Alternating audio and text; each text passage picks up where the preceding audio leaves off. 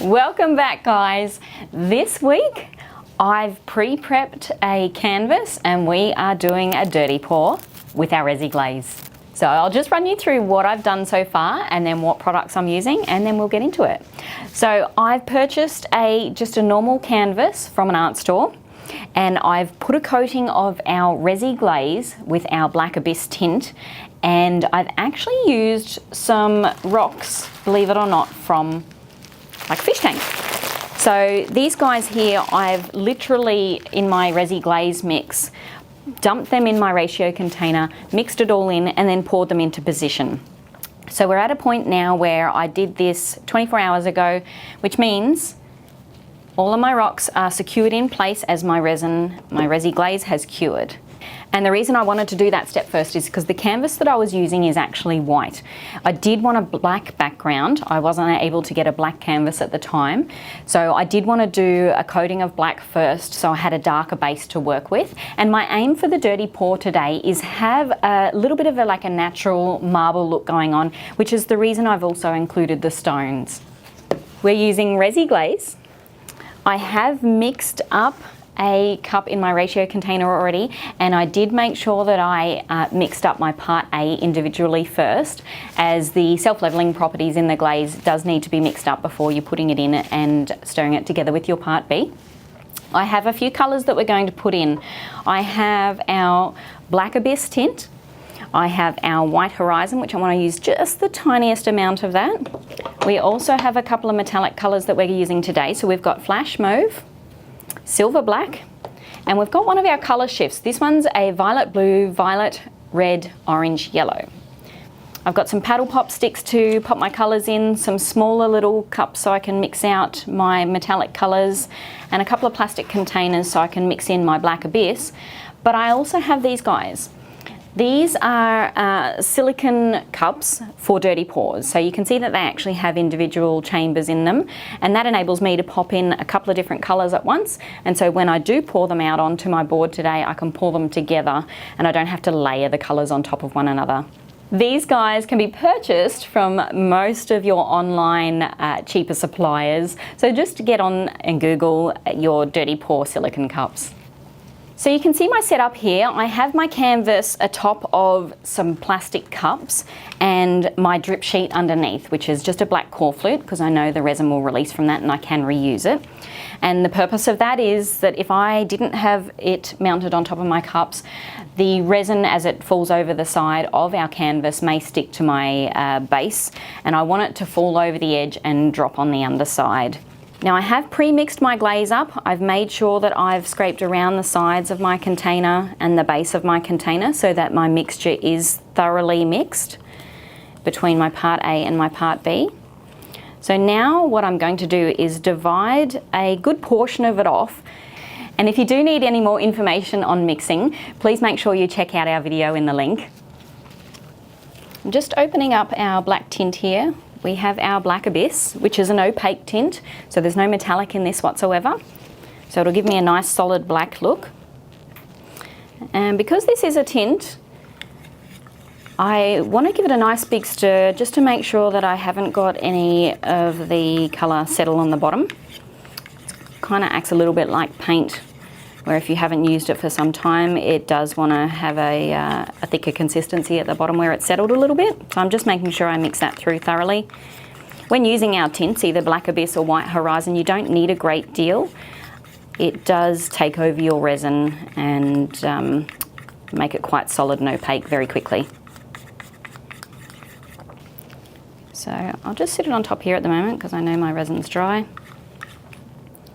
I'm just going to pop a few scoops in, or drizzles in. And because I've finished with my black, I'm just going to pop it off to the side so I don't get it everywhere. Okay, so we'll mix this in. And I've definitely got a nice solid coverage. I cannot see any translucent resin when I lift my paddle pop stirrer.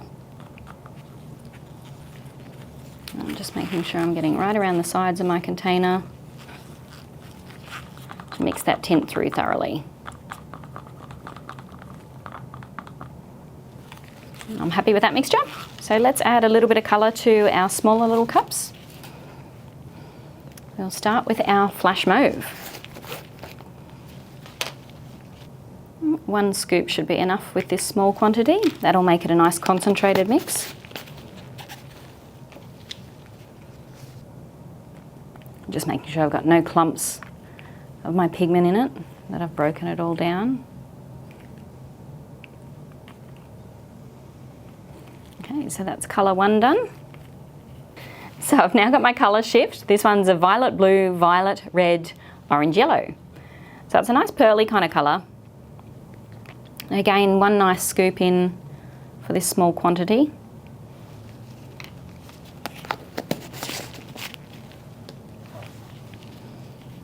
And we'll give it a nice mix in.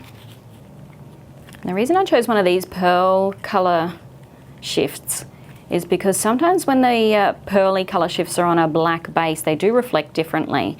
So I'm hoping it'll pick up that colour change that a little bit more, so we'll see a little bit more of that colour come through. And we've got our 3rd metallic pigment. This one's our silver black. I'll give a nice scoop of that one.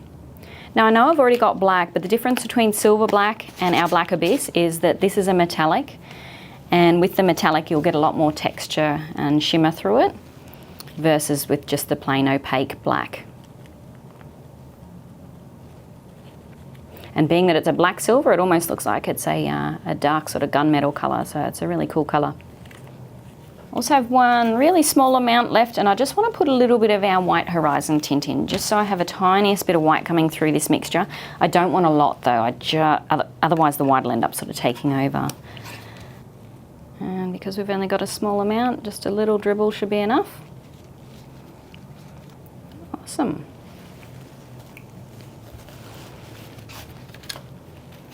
Just going to give a little tidy up. Now that I've mixed my colours, I'm pretty much ready to get on with the pouring. I don't need to sand or basically scuff up the surface that I've already got of the Resi Glaze here, because it was only 24 hours ago that I poured this and let it cure. And because we're within that time frame, basically my next layer of my Resi Glaze will adhere to this still.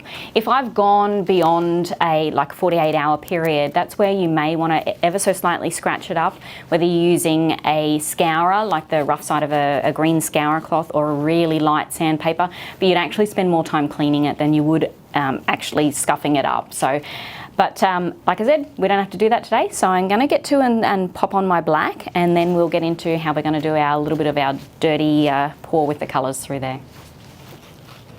And here we go.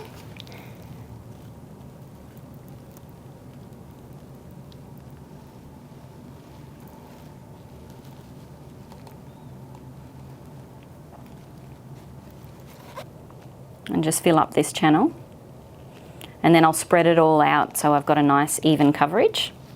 With the Resi Glaze, the aim is to pour never any deeper than 4 millimeters. But today we're aiming just to do a couple of mils coat over the top. So that way we have a nice flowing coverage, so when I put on my colours for my dirty pour, we have basically a layer underneath so we have a little bit more movement. All right, so I'm just going to move it around a little bit, just so I've got full coverage on my piece. Up to my edges. Another excellent quality with our Resi Glaze is that its self-leveling properties are amazing. So even though I'm popping my hands all through this mixture and making the surface look quite uneven, it will actually self-level out.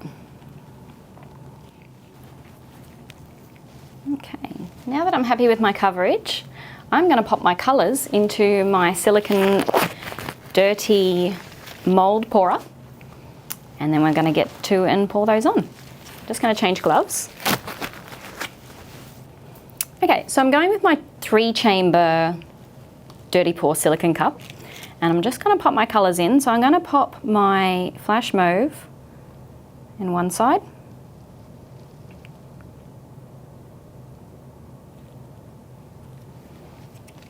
followed by my colour shift into the centre, and my silver black on the other side. And then I'll add the tiniest bit of my opaque white after I've done the main pour. So now that I've got all three in, we're ready to go.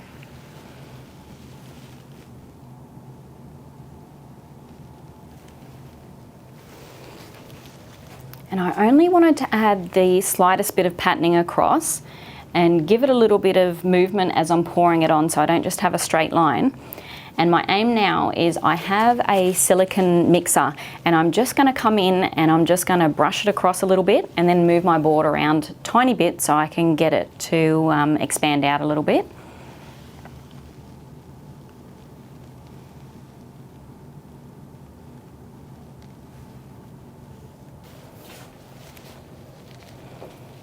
And before I pick my board up and move it along, I'm going to put the tiniest bit of white in with this as well,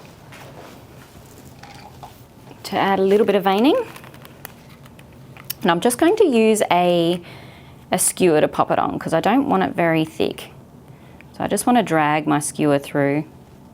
Now, how you decide to pour your dirty pours and your patterning, it all really comes down to personal taste and what look you want to achieve. So there's actually no right or wrong when it comes down to these parts. I think with this, just this touch of white coming through is just really making it pop and giving it a little bit more of a natural marble veining look. Okay, so for this moment, I'm happy with where my white is. I'm going to pick my board up and expand this out the tiniest bit, and then I might actually add the tiniest bit more white in as well.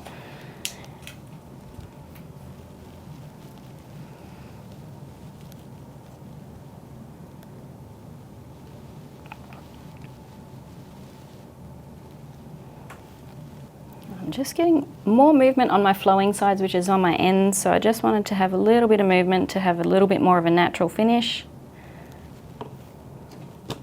So I'm happy where it's come out from my ends.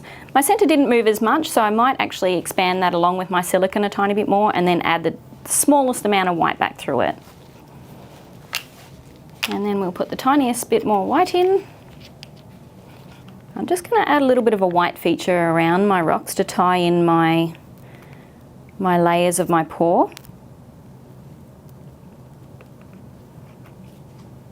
I'm happy with where I'm at. I'm not going to do too much more because I always do say less is more. I've added a little bit of a feature white in beside my rocks just to tie in my dirty pour and my black background and my rocks. I'm just going to wipe my edges around the side of the canvas at the moment just to get a little bit more even coverage. Now, I haven't actually taped underneath my canvas at all because what I'll do is as this starts to thicken up, I will actually come back around and I will just wipe off the drips off the bottom before they thicken up too much. And as it's on the back of the canvas, as long as my drips aren't super lumpy, I don't actually need to use tape or man it that way. I will just wipe off the sticky drips so that way they're not lumpy, and when you do hang it on the wall, you won't have anything that'll protrude too much. And yeah, just need to keep it simple, so I haven't taped it up. Okay, so that's pretty much a wrap. I'm going to let this sit here and cure. Now, glaze, because it's designed as either a top coat or a thin art coat, I don't actually need to do a gloss flood coat on this, so this is my end result. I'm going to let it cure for 24 to 48 hours, and then I'm technically ready to give it a hang on the wall and create a custom art piece. So thanks for watching in, guys. If you do have any questions, please make sure you leave them in the comments below, and hit like, subscribe, and we'll see you next time.